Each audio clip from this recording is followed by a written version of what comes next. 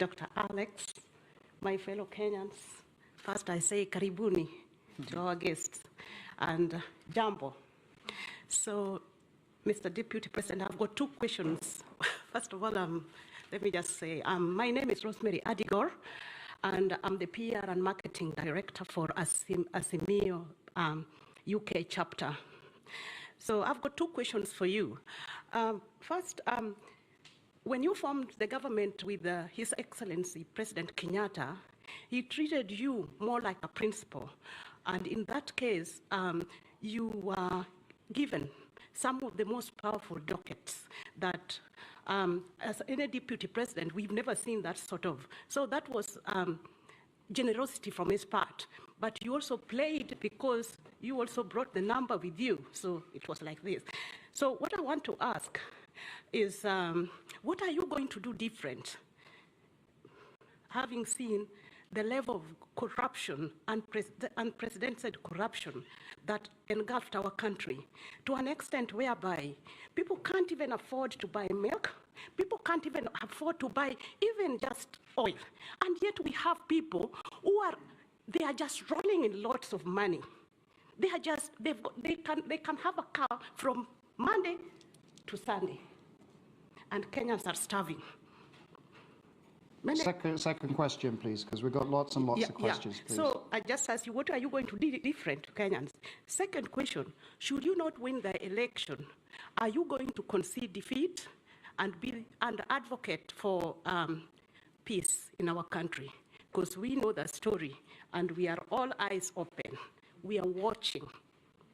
So thank you. And lastly, I just No, two.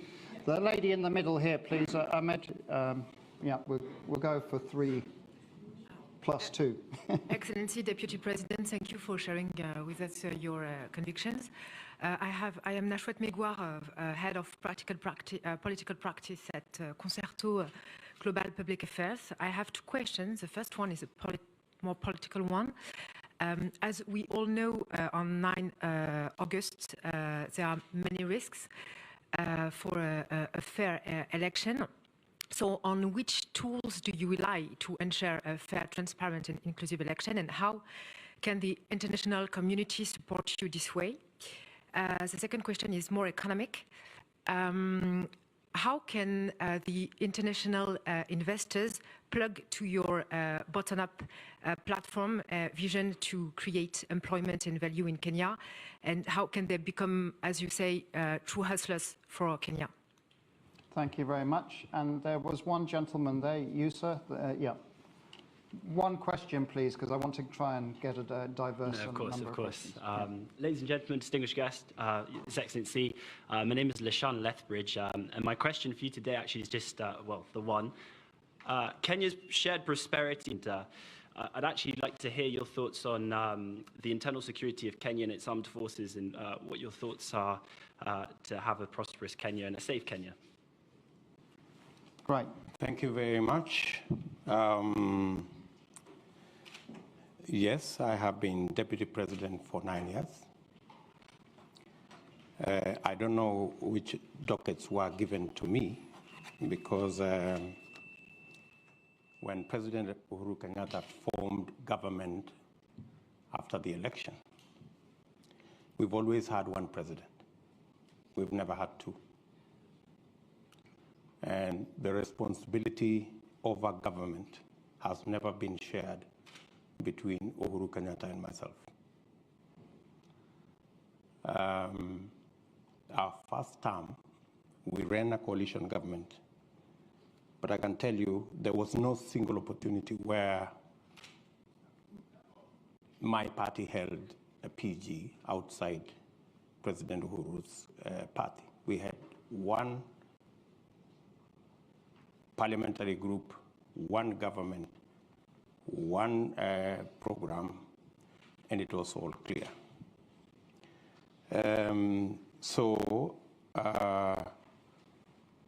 There were no dockets that were given to me. I didn't appoint no minister anywhere. Everybody was appointed by the President of Kenya.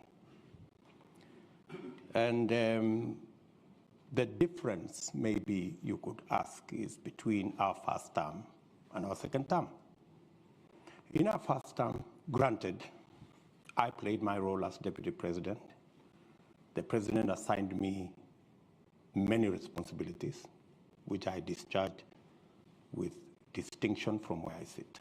And that is why, in our first term, we rolled out our plan to build the standard gauge railway. We have built 700 kilometers.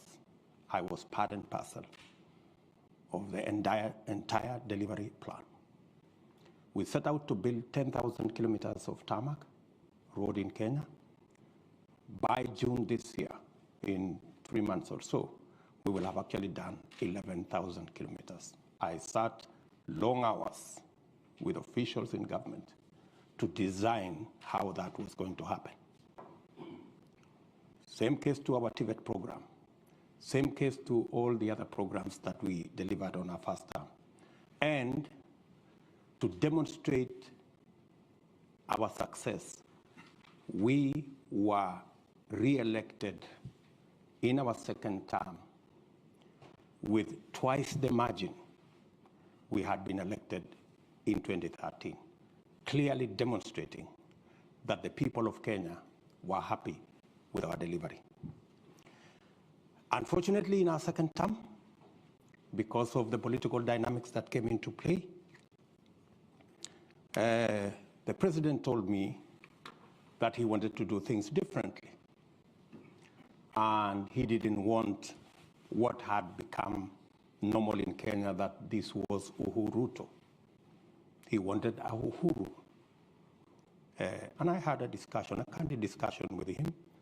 And when he told me that's what he wanted, and he wanted to run this government because he wanted his legacy alone as the 4th president of the Republic of Kenya, I was not fussy about it, because he decided that whatever I did in the first term to coordinate the government programs, work on assignments that would consolidate our plan, he decided that he wanted somebody else to do it.